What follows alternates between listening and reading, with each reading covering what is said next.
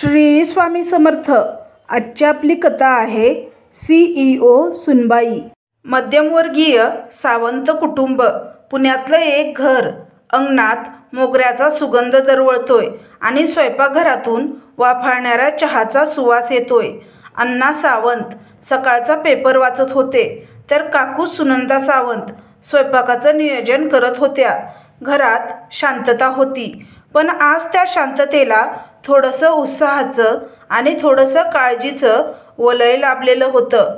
आज त्यांच्या लाडक्या मुलाचं, निलेशचं लग्न होऊन सून घरी येणार होती। तो कोर्ट मॅरेज करणार होता। सून म्हणजे घरातली लक्ष्मी, पण सून जर नव्या काळातली असेल तर सासर कितपत तयार आहे तिच्या स्वागतासाठी, असं काहीसं सतत सुनंदा काकूच्या मनात येत होतं। निलेशने अमेरिकेहून परत आल्यावर थेट सांगितलं होतं, आई, मी आर्याशी लग्न करणार आहे। आर्या हुशार, स्मार्ट, MBA केलेली, एका मल्टीनॅशनल कंपनीत मॅनेजरची नोकरी करत होती। आईबाबांना फारसा पर्याय नव्हता। मुलगा निर्णय घेऊनच आला होता। तो म्हणाला होता, लग्न मोठं करायचं नाहीये, मी कोर्ट मॅरेज करणार आहे, कारण आम्ही दोघेही बिझी असतो। सुनंदा काकूने विरोध केला की लग्न गावात मोठं करायचं आहे, पण निलेशने स्पष्ट नकार दिला। त्यामुळे सुनंदा काकू गप्प राहिल्या। मुलाच्या आनंदातच आनंद मानला। सकाळी घरातले सर्वजण तयारीत मग्न होते। सजावट, हळदी कुंकू आणि आरतीसाठी थाळी सजवली जात होती। निलेश आणि आर्या गेटसमोर गाडीमधून उतरले तेव्हा घरातले सगळेजण उत्साहात आले। सुनंदा काकूंनी गोड हसत आर्याचं स्वागत केलं। लक्ष्मीचं पाऊल घरात पडलं। आर्याने नजाकतीने माप ओलांडून घरात पाय ठेवले। लाजून हसली। ती सुंदर होती, पण तिच्या चेहऱ्यावर फक्त रूप नव्हतं, ती आत्मविश्वासाची झळ होती। सकाळी 7ला घरात शिजणाऱ्या पोळ्यांचा वास यायला लागला, पण आज काहीसं वेगळं होतं। आर्या उठून आली होती, पण नाईट ड्रेसमध्येच, केस हलकेसे मोकळे, मोबाईल हातात आणि कानात ब्लूटूथ। सुनंदा काकूंनी चकित होऊन पाहिलं, बाई ग, तयार नाही झाली अजून? सकाळचं काम, देवपूजा। आर्याने हसून सांगितलं, आई, माझं अर्जंट काम सुरू आहे, मी अजून वर्क फ्रॉम होम करते। मी ऑफिसची एक मीटिंग अटेंड करत होते। मी आधी मीटिंग सांभाळेल, नंतर देवपूजा करेन। आईच्या भुवया थोड्या उंचावल्या। हे नवीन होतं। त्यांचं जग अजून सकाळी उठून आंघोळ, देवपूजा, मग चहा याच पद्धतीत अडकलं होतं। कुटुंबाची पहिलीच चर्चा, सून ही वेगळी आहे। संध्याकाळी चहा घेताना मावशी, वहिनी आणि शेजारच्या काकू आल्या। सर्वांच्या नजरा आर्यावर खिळलेल्या। तुमच्या सुनबाई फारच मॉडर्न दिसते ग। अहो, साडी नाही का घालत अजिबात? कसली नोकरी करते? म्हणजे इन्कम किती? अशा प्रश्नांनी सुनंदा काकूंचा चेहरा थोडा विस्कटला। त्यांनी लवकरच विषय बदलला, पण त्यांचं मन विचारात पडलं होतं, ही मुलगी खरोखर घरात फिट बसेल का? रात्री जेवणानंतर किचनमध्ये आई आणि निलेश। आई म्हणाली, बाबा रे, तुझी बायको छान आहे, पण ती फारच वेगळी आहे। आम्हाला थोडं अवघड वाटतंय। निलेश थोडा गडबडला, पण शांतपणे म्हणाला, आई, ती खूप चांगली आहे। तिला तिचं करिअरही महत्त्वाचं आहे, पण तिलाही घर आवडतं। तिला वेळ द्या, ती सगळ्यांशी एकरूप होईल। आईने काही न बोलता डोकं हलवलं। आर्याने सगळं जाणलं होतं। ती बघत होती सासूबाईंचा कटाक्ष, सासऱ्यांचा शांत स्वभाव आणि छोट्या नंदेच्या लग्नाची काळजी। तिला समजत होतं, हे घर नुसतं इमारत नाही, ही एक प्रणाली आहे आणि तिला त्या प्रणालीचा भाग व्हायचं होतं। सप्ताहात एकदा सगळं कुटुंब जेवणासाठी एकत्र बसायचं। आर्याने म्हटलं, आई, या आठवड्याचं जेवण मी करणार, तुम्ही फक्त सुचवायचं। घरात हलकी खसखस झाली। तुला वेळ कसा मिळेल ग? नोकरी करत असतेस, मिळवेन। वेळ हा ठरवायचा असतो। त्या रविवारी आर्याने घरचं पारंपरिक जेवण बनवलं। पुरणपोळी, वरण भात, भजी सगळे अचंबित झाले. आईच्याही डोळ्यात नकळत आनंद आला. आर्या मनात म्हणते, या घरात मी सून आहे, पण मी स्वप्न घेऊन आलेली स्त्रीही आहे. मला दोन्ही भूमिका निभवायच्या आहेत मनापासून. आर्या आता घरात स्थिर होऊ लागली होती, पण घराचं पारंपरिक स्वरूप तिच्यासाठी अजूनही एक अनोखं कोडं होतं. दररोजचे काही अलिखित नियम, भावना न दाखवणारी माणसं आणि असंच हवं हे ठरवून दिलेलं वातावरण, हे सगळं काहीसं गुदमरणारं होतं. घरातलं नियमांचं राज्य. सावंत कुटुंब नुसतं संयुक्त नव्हतं, ते शिस्तबद्ध संयुक्त कुटुंब होतं. सकाळी अण्णा 5:45 वाजता उठायचे. चहा बरोबर 6:05लाच हवा. आई सुनंदा काकू नेहमीसारख्या स्वयंपाकात व्यस्त आणि मनात घराची यादी. शक्यतो मुलींनी जीन्स घालू नयेत हे अजूनही अघोषित नियम होता. संध्याकाळी टीव्हीवर केवळ न्यूज किंवा धार्मिक कार्यक्रम. आणि हो, घरातली सून ही आधी जेवणार नाही. आर्या हे सगळं सांभाळण्याचा प्रयत्न करत होती, पण तिचं व्यक्तिमत्व असं होतं. ती विचार करणारी, प्रश्न विचारणारी. एकदा तिने सासूबाईंना विचारलं, आई, आपण सगळे एकत्र जेवू शकत नाही का? म्हणजे सगळ्यांना गप्पासाठी थोडा वेळ.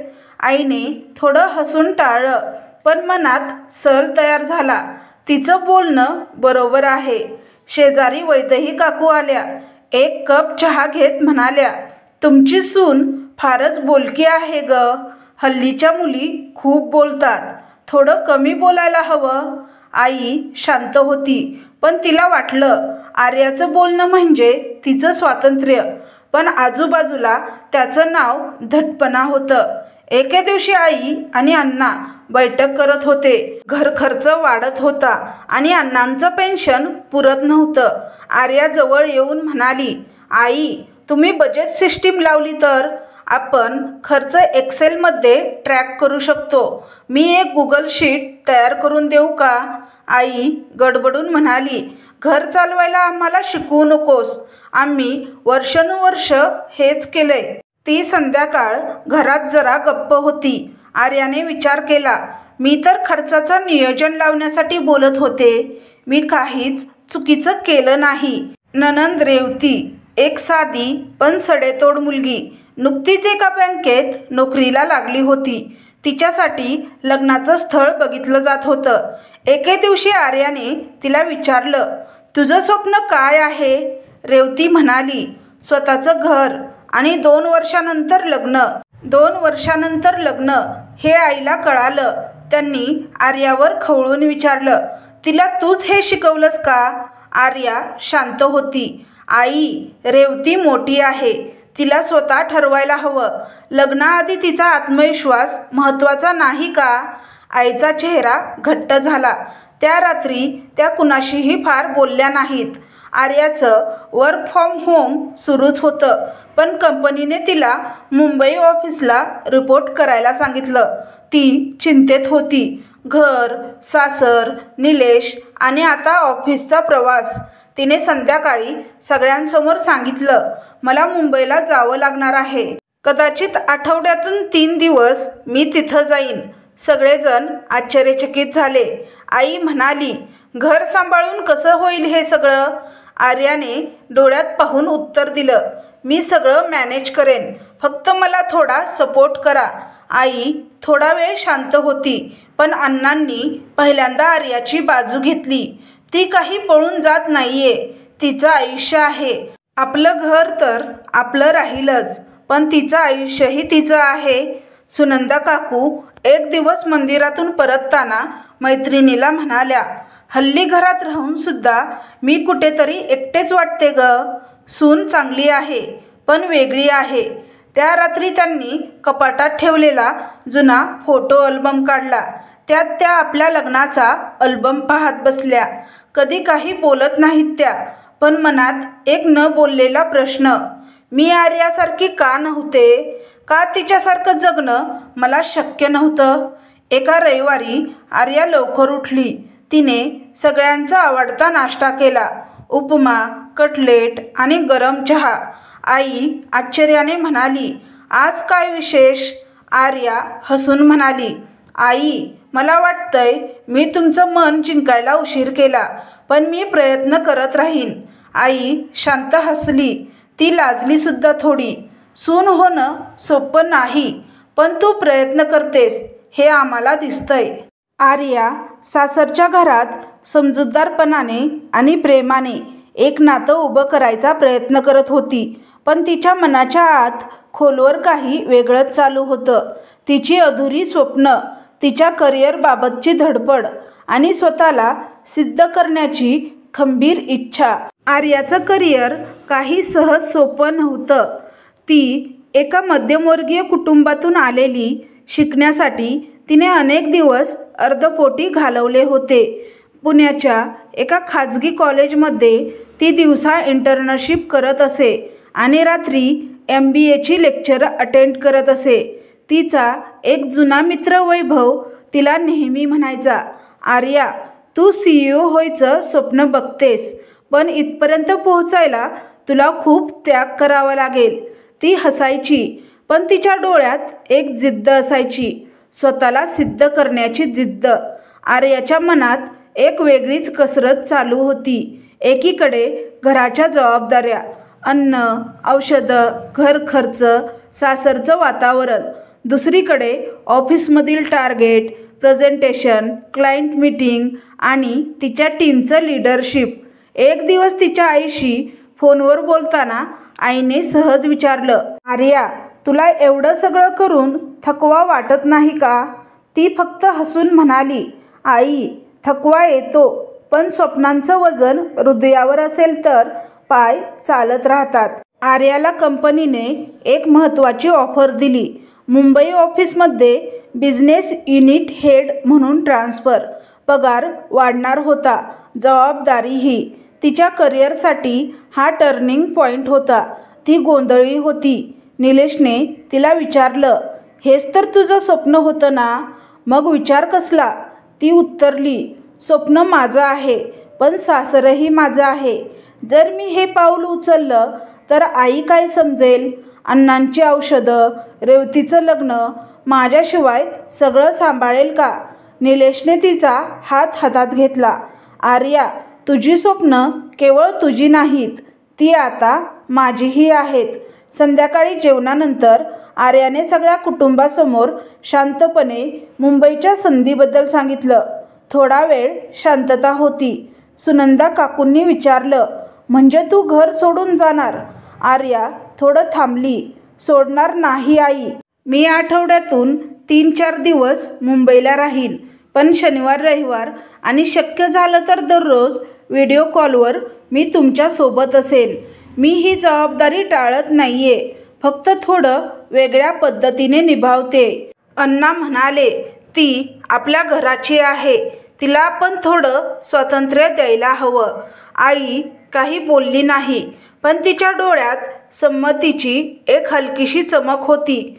मुंबईमध्ये आर्याने एक छोटासा फ्लॅट घेतला. कामाचा ताण वाढलेला. नवीन टीम, नवीन स्ट्रॅटर्जी आणि मोठ्या क्लायंट्स. ती दिवसाचे 12-14 तास काम करत होती. रात्री घरी आली की ती कधी आईला फोन करत, कधी अण्णांची औषधं चेक करत. तिला हे सारं जमवत राहायचं होतं, सासरही आणि स्वप्नही. तिची स्वप्न मोठी आहेत, पण माणसं त्याहून मोठी. दोघांनाही समजून घेतलं तर आयुष्य सुंदर होतं. मुंबईतील तिचा ऑफिस जीवन आता बहरात आलं होतं. तिच्या स्मार्ट निर्णयांमुळे कंपनीला 2 मोठे क्लायंट मिळाले होते. तिचं नाव आता हेड ऑफिसपर्यंत पोहोचलं होतं. पण तिच्या मनात एक विचार वारंवार डोकावत होता, मी इतरांसाठी काम करते, पण स्वतःसाठी काय? एका शुक्रवारी संध्याकाळी आर्या तिच्या जुन्या मैत्रिणी निकिता आणि पूजा यांच्याशी कॅफेमध्ये भेटली. गप्पांमध्ये निकिता म्हणाली, आर्या, तू आता CEO मटेरियल झाली आहेस, स्वतःचं काहीतरी सुरू कर ना. त्या क्षणी तिला जाणवलं, हो, स्वतःचा व्यवसाय, स्वतःची कंपनी, स्वतःची ओळख. ती एकदम आतून हेलावली. त्या रविवारी ती पुण्याला घरी आली. आईने आवडीचं साबुदाण्याचं थालीपीठ केलं होतं. सगळं कुटुंब जेवत असताना आर्या म्हणाली, आई, बाबा, मला एक महत्त्वाची गोष्ट सांगायची आहे. सगळेजण तिच्याकडे बघू लागले. मी माझा स्वतःचा बिझनेस सुरू करायचं ठरवलं आहे. मी कॉर्पोरेटमधून राजीनामा देणार आहे. एक क्षणात शांतता. आईचा चमकलेला चेहरा. राजीनामा म्हणजे काय? एवढ्या मोठ्या पगाराची नोकरी सोडून देणार तू? अण्णा म्हणाले, सुनबाई, हे धंदे सोपे नसतात. अपयश आलं तर? आधीच मुंबई पुणे करत थकतेस, आता नवीन टेन्शन घेणार का? आईने विचारलं. हे कोणाचा सल्ला आहे? निलेश आहे का ह्यामागे? निलेश समजूतदारपणे म्हणाला, आई, हा तिचा निर्णय आहे. पण ती गोंधळात नाही. तिने प्लॅन तयार केला आहे. त्या रात्रीनंतर वातावरण बदललं. आई अबोल झाली. अण्णा अधिक विचारात पडले. रेवतीसुद्धा म्हणाली, तू फार पुढे चाललीस वहिनी. आर्या एकटी पडलेली वाटली. तिने निलेशला विचारलं, तू खंबीरपणे माझ्या मागे उभा राहशील ना? निलेश हसून म्हणाला, मी तुझ्या पुढे चालेल. तुझा आत्मविश्वास बनून तुला पुढे नेईल. आर्याने आपला राजीनामा दिला. ती म्हणाली, सुरुवात छोट्या पावलांनीच होते. तिने एक छोटंसं ऑफिस घेतलं. ती एक स्टार्टअप कन्सल्टिंग फर्म सुरू करत होती. नाव होतं कल्पना इनोव्हेशन सोल्युशन्स. पहिले 6 महिने कठीण होते. क्लायंट मिळवणं, मार्केटिंग, लोकांच्या अपेक्षा, सगळं तिने स्वतः केलं. पैसे कमी झाले. बचतीवर सगळं चालू होतं. त्या वर्षी सावंत घरात गणपती थोडा साधा झाला. आईने एकदा तिला बाजूला घेतलं. पूर्वी गणपतीसाठी तू सगळं करत होतीस, आता ना वेळ ना लक्ष. आर्या म्हणाली, आई, मी विसरले नाहीये, पण सध्या जास्त काम चाललंय. आईने कडवट आवाजात विचारलं, तुझा घरावर विश्वास आहे का अजून, की आता फक्त बिझनेस करायचा आहे? आर्या शांत झाली. तिला काही उत्तर सापडलं नाही, पण तिच्या डोळ्यात पाणी आलं. एक दिवस आईने न राहून आर्याला थेट विचारलं, तू आम्हाला गृहीत धरतेस का, की सासर म्हणजे फक्त जबाबदारीचा भार? आर्या थोडं थांबली आणि मग स्पष्ट बोलली, आई, मी सासर म्हणून कधीच समजलं नाही. मी हे माझं घर मानलं आहे. पण घर आणि स्वप्न यामध्ये मला एक निवडायचं नाही आहे. तर मी दोघांमधली समतोल राखण्याचा प्रयत्न करते. माझं प्रेम कमी नाही, फक्त पद्धत वेगळी आहे. त्या क्षणी आई थोडीशी सैल झाली. ती म्हणाली, माझ्या पिढीला असं ऐकणं नवीन आहे, पण तू बोललीस हेच महत्त्वाचं. आर्या म्हणाली, मी विरोधाला शत्रू मानत नाही. तो मला आणखी स्पष्ट करते मी कोण आहे आणि मला कुठे जायचं आहे. आर्या आता व्यवसायात उतरली होती, पण त्या प्रवासाची सुरुवात काही गालबोट न लागलेल्या रस्त्यासारखी नव्हती. कल्पना इनोव्हेशन सोल्युशन्स या तिच्या स्टार्टअपच्या नावातच तिची मानसिकता दिसत होती. कल्पकता, आधुनिक दृष्टिकोन आणि नाविन्यपूर्ण विचार. पण हे सगळं अंमलात आणायला वेळ, पैसा आणि धैर्य लागणार होतं. विशेषतः जेव्हा पाठीशी उभा असलेला कोणी संघ नसेल. 3 महिन्यानंतर एक मोठा क्लायंट, एक नामांकित हॉस्पिटॅलिटी ब्रँडने तिच्याशी करार रद्द केला. कारण तुमचं अनुभवाचं प्रमाण अपुरं आहे, असं त्याचं उत्तर. आर्या खचली. तिच्या टीममध्ये फक्त 3 लोक होते. खर्च जास्त, उत्पन्न कमी. त्या रात्री निलेशने विचारलं, ठीक आहे ना, तू काही सांगत नाही आहेस हल्ली? ती म्हणाली, निलेश, हा निर्णय चुकीचा तर नव्हता ना. मी बऱ्याच लोकांना मागे टाकून पुढे आले, पण आता वाटतंय मी अपयशी होत आहे. मी एकटीच पुढे चालले. निलेश म्हणाला, एकटी नाहीस. प्रत्येक यशस्वी व्यक्तीची कहाणी अपयशानेच सुरू होते. दुसऱ्या दिवशी सकाळी आईने आर्याला एक लंच बॉक्स दिला. आज तुझ्या ऑफिसमध्ये सगळ्यांना ट्रीट दे. आर्या थोडी गोंधळी. आई काही बोलली नाही, पण निघताना एकच वाक्य म्हणाली, हरलीस तरी चालेल, पण धडपड थांबवू नको. त्या एका वाक्याने आर्याच्या मनातलं पाणी ओसंडून गेलं. ती हसली. आर्याने मोठ्या कॉर्पोरेट क्लायंटच्या मागे धावणं थांबवलं. तिने छोट्या आणि मध्यम व्यवसायांसाठी सल्ला देणं सुरू केलं. स्थानिक दुकानदार, गृहउद्योग, स्त्रियांच्या बचत गटासाठी मार्केटिंग स्ट्रॅटर्जी तयार करणं. लवकरच तिच्या कामाला लोकांनी प्रतिसाद द्यायला सुरुवात केली. एक छोटं महिलांचं कुर्ती ब्रँड तिच्या मार्गदर्शनाने ऑनलाईन विक्री सुरू करू लागलं. एका बेकरीच्या व्यवसायाने तिने दिलेल्या सोशल मीडिया टिप्समुळे 40% वाढ अनुभवली. हे छोटं वाटायचं, पण तिच्यासाठी ते मोठं होतं. आई, जी नेहमी तिच्या निर्णयांवर शंका घेत असे, आता तिच्या कामाविषयी विचारू लागली. काय ग, त्या बेकरीवाल्याला ऑर्डर वाढलाय म्हणणे. रेवतीच्या मैत्रिणीला तू मार्केटिंग सल्ला दिलास का ग? आईचे प्रश्न आता उगाच शंका घेणारे नव्हते. ते कुतूहलाने विचारलेले होते. रेवतीचं स्थळ जमलं. एका उमद्या इंजिनियरशी लग्न ठरलं.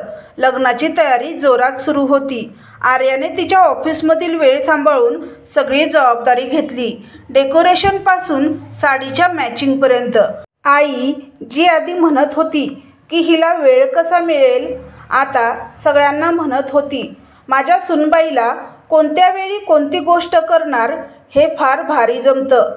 हे ऐकून आर्याच्या चेहऱ्यावरचं हास्य तिच्या डोळ्यातून उमटलं. एका महिला उद्योजकांच्या कॉन्फरन्समध्ये आर्याला आमंत्रित केलं गेलं. तिचा पहिला पब्लिक इंटरव्ह्यू होता. तिला विचारलं गेलं, तू CEO का व्हायचं ठरवलंस? ती काही क्षण थांबली आणि उत्तरली, ते माझं कॉलेजच्या दिवसातलं स्वप्न होतं. मी सून म्हणून घरात आले, पण घराने मला व्यक्तिमत्व दिलं. माझ्या शिक्षणाने मला ज्ञान दिलं, पण संघर्षाने मला आत्मभान दिलं. CEO होणं हे एक पद आहे, पण स्वतःवरचा विश्वास तो माझा खरा टायटल आहे. टाळ्यांचा गजर झाला. त्या रात्री आईने आर्याचा तो कार्यक्रम ऑनलाईन पाहिला. शेजारणींना सांगितलं, ती फक्त माझी सून नाही, ती माझ्या घराची शान आहे. आईने पहिल्यांदा मनापासून आर्याला मिठी मारली, कुठलाही संकोच न करता. त्या म्हणतात, मोठं होणं म्हणजे फक्त पद मिळवणं नाही, तर लोकांच्या मनात आपलं स्थान निर्माण करणं असतं. आर्याचं छोटंसं ऑफिस, थोडीशी टीम आणि मोठं मन. ती जरी CEO बनली होती तरी तिला ते फक्त एका नावासाठी नव्हतं. तिचं स्वप्न होतं लोकांचं जग बदलण्याचं. ती स्वतः संघर्षातून आलेली, त्यामुळे तिचं लक्ष होतं अशा लोकांवर जे मोठं स्वप्न बघतात पण त्यांना दिशा मिळत नाही. कल्पना, इनोव्हेशन, वाढत्या अपेक्षा. 6 महिन्यातच तिच्या फर्मला तब्बल 25 छोट्या मोठे क्लायंट्स मिळाले होते. तिची सल्लागार सेवा, सोशल मीडिया स्ट्रॅटर्जी आणि ब्रँडिंग मार्गदर्शनामुळे अनेक लहान उद्योग वाढीस लागले होते. ती आता लोकांची मार्गदर्शक झाली होती. मीडिया तिच्याकडे वळला. एक मराठी दैनिकात तिचा लेख छापून आला होता. घरातून ऑफिसपर्यंत सुनबाई ते CEO. पण वाढणाऱ्या यशाच्या पाठीमागे एक सावली वाढत होती, थकवा, तणाव आणि निर्णयाचा भार. मोकळा वेळ नव्हता. आठवड्याचे 7ही दिवस तिचे काम सुरू होते. घर, व्यवसाय आणि जबाबदाऱ्या सांभाळताना आर्या स्वतःसाठी वेळ देणं विसरली होती. निद्रानाश, अन्न वेळेवर न घेणं, दिवसातून 3 मीटिंग आणि टीमचा दबाव, हे आता तिचं रोजचं चित्र बनलं होतं. एक दिवस निलेशने तिला थेट विचारलं, आता तू CEO झालीस, पण आर्या कुठे हरवली आहे? ती हसली, पण त्या हसण्यात थकवा होता. ती म्हणाली, स्वप्न जपणं सगळ्यात कठीण असतं, कारण स्वप्न मोठं असलं की झोप उडतेच. आर्याच्या टीममधील एक महत्त्वाचा मेंबर करण, जो तिच्याबरोबर सुरुवातीपासून होता, त्याने तिचे क्लायंट चोरले आणि त्याने स्वतःची वेगळी फर्म सुरू केली. ही बातमी जेव्हा तिला कळाली तेव्हा तिच्या पायाखालची जमीन सरकली. तिने विश्वासाने बांधलेल्या माणसानेच तिला फसवलं होतं. तिचा व्यवसाय थांबला नाही, पण मन थबकलं. ती ऑफिसला गेलीच नाही 3 दिवस. फोन, ईमेल सगळं बंद. तिच्या खोलीच्या दाराशी सासूबाई येऊन उभ्या राहिल्या. हातात गरम दूध. घे, साखर कमी घातली आहे. तू कितीही CEO झालीस तरी आईसाठी मुलगीच राहशील. आर्या डोळ्यातून थेंब ओघळत म्हणाली, आई, मी इतकी मेहनत केली तरीही माझ्याच माणसांनी पाठीवर घाव घातला. आई फक्त डोक्यावरून हात फिरवत म्हणाली, बिझनेस करायचा म्हटलं की अशा गोष्टी होणारच.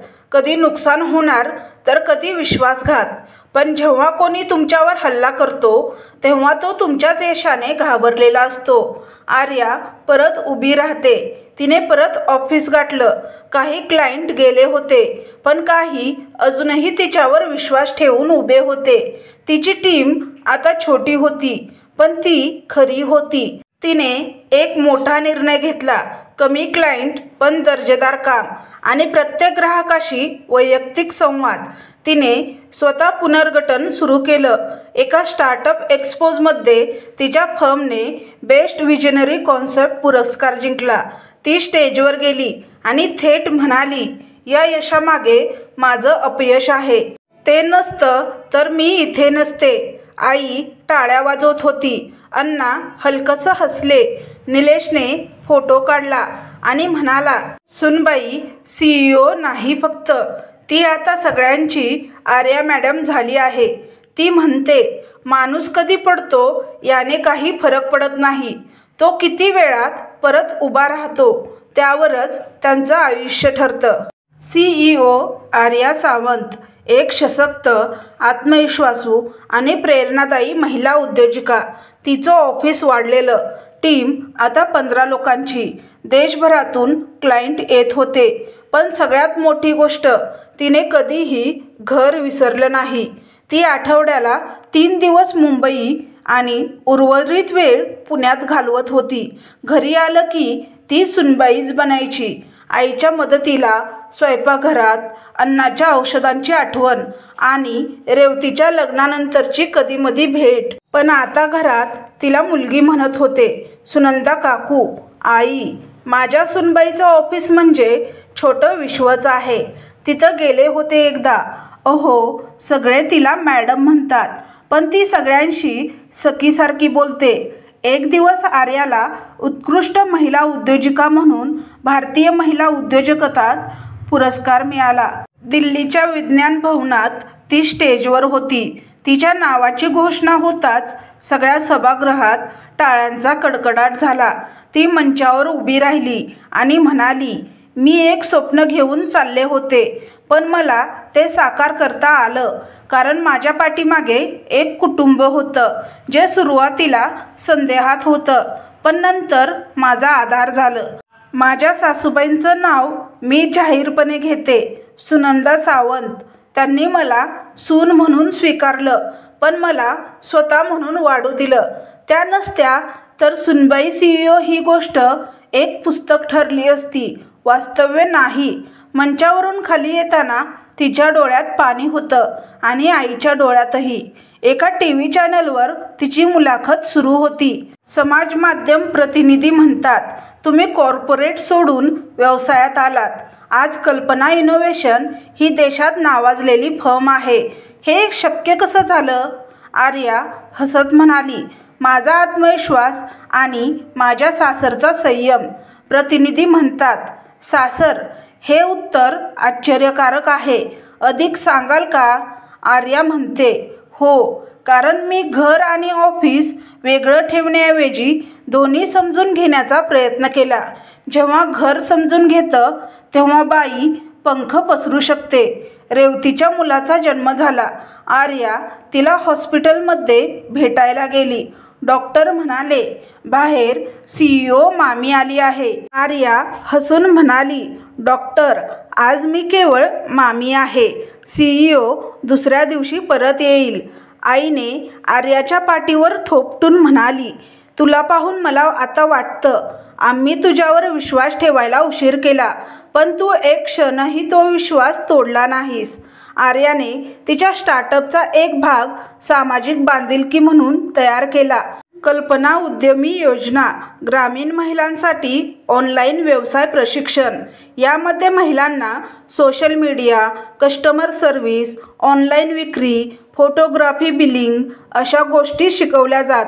पहिल्या बॅचमध्ये 500 महिलांनी सहभाग घेतला. एका वृत्तवाहिनीवर त्यांचं घोषवाक्य झळकलं, शिकवा मुलींना स्वयंपाक पण संगणकही. एके दिवशी आई आणि आर्या अंगणात बसून चर्चा करत होत्या. आई म्हणाली, मी सगळं आयुष्य घर सांभाळलं, तू ऑफिस, म्हणजे तू ऑफिसची CEO आणि मी घराची. आर्या हसली आणि म्हणाली, म्हणूनच हे घर एवढं मजबूत आहे. तुम्ही पाया आहात, मी बांधकाम. आई डोळ्यातून पाणी लपवत म्हणाली, सून म्हणून आलीस, पण मुलगी कधी झालीस समजलंही नाही. त्या वर्षीच्या दिवाळीत आर्याने तिच्या सगळ्या ऑफिस टीमला सावंतवाड्यात आमंत्रण दिलं. आईने स्वतः फटाफट फराळ केला. निलेशने घर सजावलं. अण्णांनी जुने दिवे शोधून लावले. सगळे कर्मचारी जेव्हा आले तेव्हा आर्या साडी नेसलेली, केसात गजरा घालून त्यांचं स्वागत करत होती. क्लायंट म्हणाला, ओहो मॅडम, तुम्ही तर CEO आहात. हे सगळं? आर्या हसून म्हणाली, मी सुनबाई आहे. त्या रात्री ती बाल्कनीत उभी होती. चंद्र शांतपणे चमकत होता. निलेश शेजारी येऊन म्हणाला, कधी वाटलं नव्हतं की तू असं काही गाठशील. ती म्हणाली, मलाही वाटलं नव्हतं. आर्या ही एक मुलगी जी सासरी आली, परंपरेत गुंतली, पण स्वतःचा रस्ता विसरली नाही. तिने सासर, घर, नाती आणि स्वतःचं स्वप्न सगळ्यांना समतोलात ठेवून पुढे वाटचाल केली. ती कोणत्याही स्त्रियांसाठी एक प्रेरणा ठरली. तू सून आहेस म्हणून तुझं आयुष्य थांबत नाही. तू CEO होऊ शकतेस, घराच्या आधारावर आणि स्वतःच्या आत्मविश्वासावर. मी सुनबाई म्हणून आले, CEO म्हणून उभा राहिले, पण माणूस म्हणून जगले. हेच माझं खरं यश. तर तुम्हाला ही कथा कशी वाटली हे कमेंट बॉक्समध्ये कमेंट करून नक्की सांगा. कथा आवडल्यास व्हिडिओला लाईक आणि चॅनलला सबस्क्राईब करा. व्हिडिओ पाहिल्याबद्दल मनापासून धन्यवाद. श्री स्वामी समर्थ.